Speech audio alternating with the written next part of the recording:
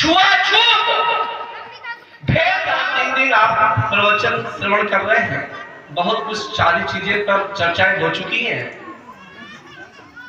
आज महर्षि स्वामी दयानंद का 200वीं जयंती मनाई जा रही है। 200वां आज 12 फरवरी है। थोड़ा 3 विषयों पर आपका ध्यान रखूंगा। वो महर्षि दयानंद कौन थे और ये देश, जिस देश के अंदर मर्यादा पुरुषोत्तम श्री राम जैसा महापुरुष आया हो, जिस देश के अंदर भगवान कृष्ण जैसे योगी राज आए हो, और वो देश सज्जनों 1000 सालों के लिए गुलाम हो गया हो, ये चिंता का विषय है और चिंतन का विषय है। ये देश गुलाम हुआ। युवा साथी खड़े हैं मेरे कुछ। ये देश गुलाम हुआ 1000 सालों के लिए, जहां 2 ये महापुरुष पैदा जिस धरती पर हुए हो, 9 लाख वर्ष जिस धरती पर मर्यादा पुरुषोत्तम श्री राम का जन्म हुआ हो, और 5000 वर्ष पहले भगवान कृष्ण का जन्म इस धरती पर हुआ हो, वो देश 1000 साल के लिए गुलाम हो गया। अगर ये कारण हमने नहीं जाना तो आगे का रास्ता भी प्रशस्त नहीं कर पाएंगे अपना। इस बात को जानना जरूरी होगा कि ये देश गुलाम क्यों हुआ था।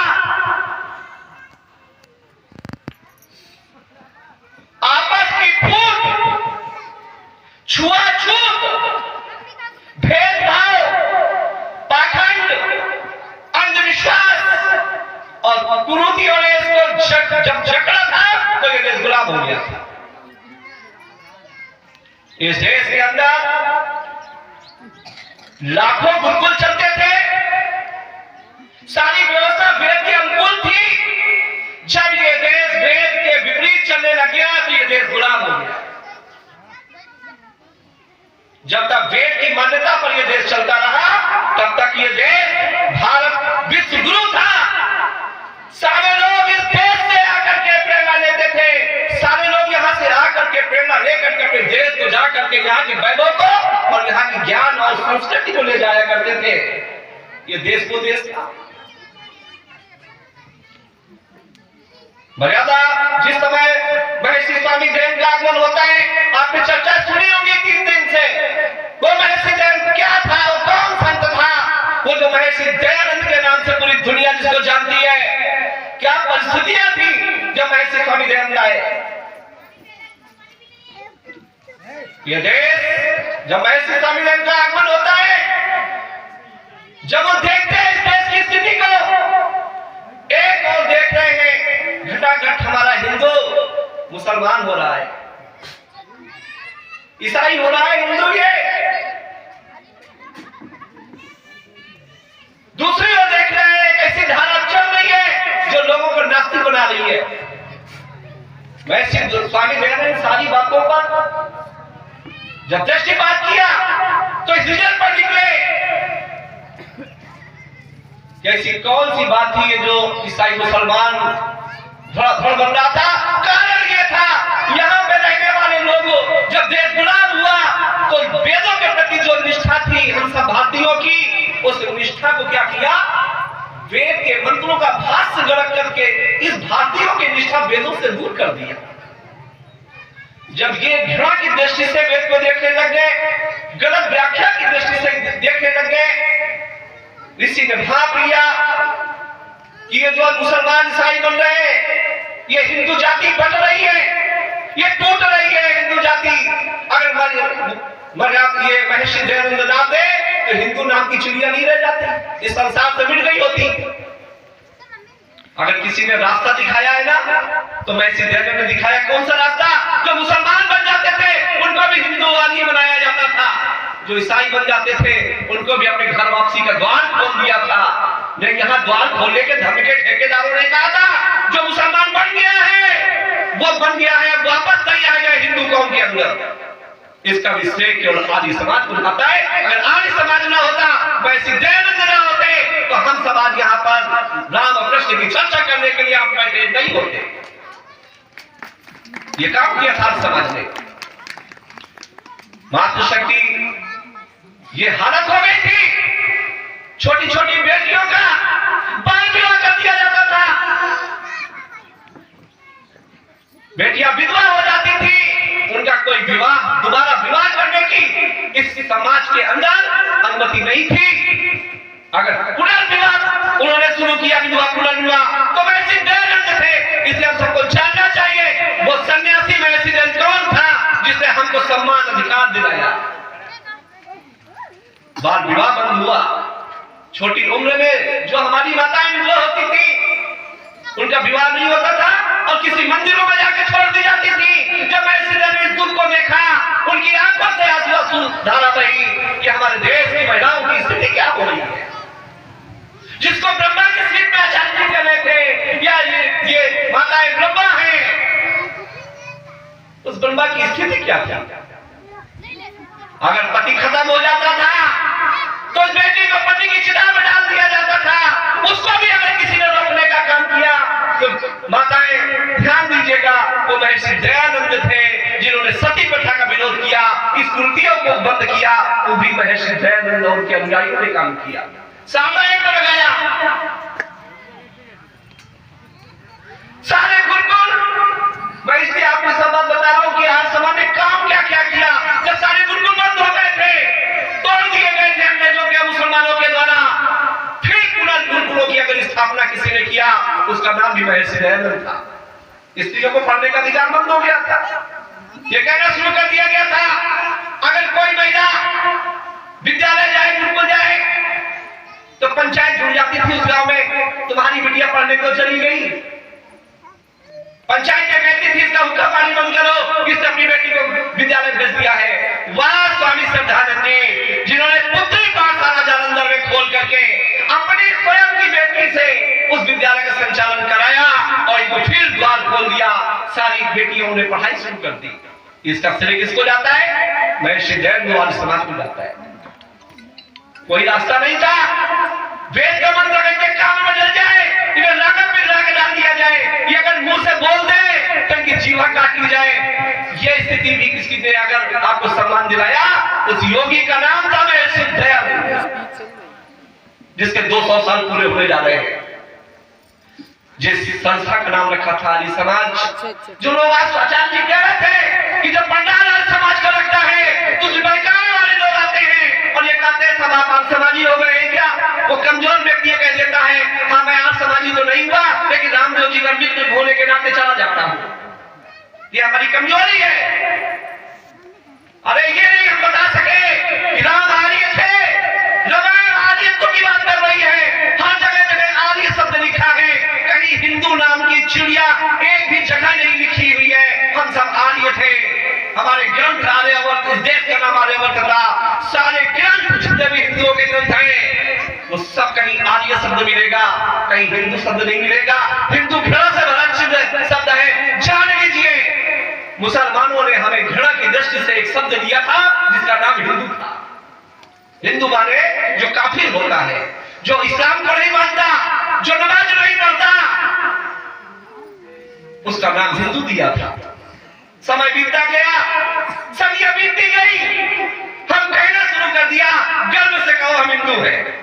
क्या कहा जाए?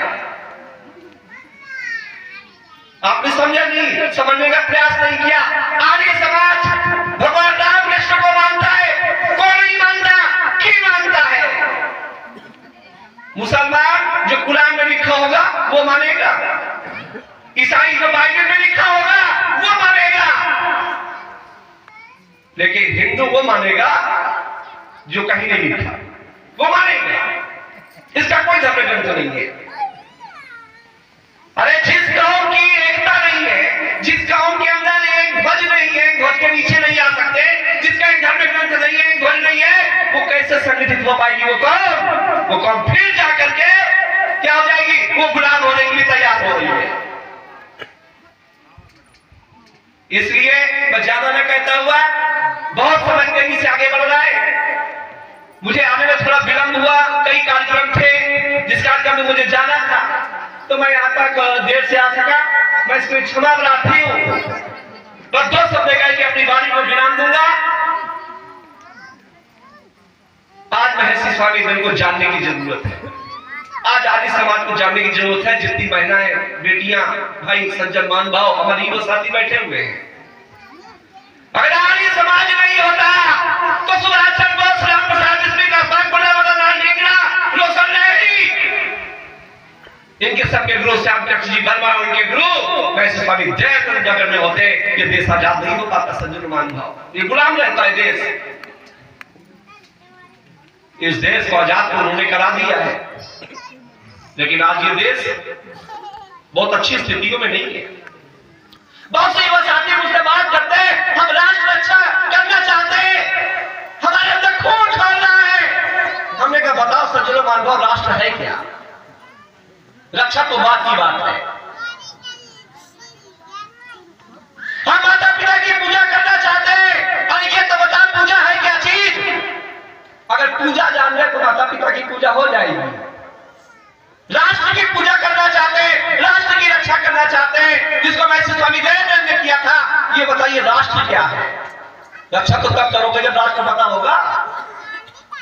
राष्ट्र गुलाम हो जाएगा, वो गुलाम क्यों हो जाएगा? तो चंद शब्दों में आपके सामने रखता हूं इस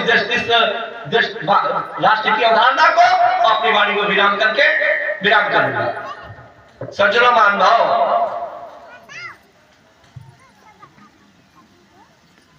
जितने भी देश कटे हैं वो सारे भारत से कटे। राष्ट्र की अवधारणा के लिए पहली अवधारणा है कि राष्ट्र में रहने वाले लोग होने चाहिए। लोगों की अपनी जमीन होना चाहिए। दो बात, राष्ट्र में रहने वाले लोग, लोगों की जमीन, जमीन में मालिकाना हक। तीन बात। कौन सी वो बात खत्म हो गई थी? पहले हमारे पास जब देश भारत से पाकिस्तान बना, रहने वाले लोग थे, जमीन थी, जमीन में मालिकाना हक था। किसके कारण वो पाकिस्तान हो गया था? किसके कारण बांग्लादेश हो गया था? सुनिए, चौथी जो चीज थी संस्कृति, जहां जहां से ये भारत की संस्कृति निकलती चली गई, वो देश हमारा हमसे कटता चला गया और नया देश बनता चला गया। देश बनते भी हैं, देश छोटे भी होते हैं, देश बड़े भी होते हैं, देश मिट भी जाते हैं, देश खड़े भी हो जाते हैं। किसके आधार पर? इन चार चीजों के आधार पर। अगर पाकिस्तान बना था, लोग थे हमारे, जमीन थी हमारी, लोग थे हमारे, जमीन में मालिकाना हक था हमारा, लेकिन क्या था? वह भारत की संस्कृति निकल गई थी, भारत की संस्कृति आ गई थी, इसलिए उत्तरी देश से भारत मर गया था और वहां दूसरा देश जन्म ले लिया था जिसका नाम था पाकिस्तान। बांग्लादेश को देख लीजिए, लोग थे हमारे, जमीन थी हमारी, मालिकाना हक था हमारा, लेकिन उत्तरी देश दूरी में हमारी भारत की संस्कृति निकल गई थी, इसलिए वो देश उसकी जगह से भारत डेड हो गया था और एक नया देश बन गया था जिसका नाम था बांग्लादेश।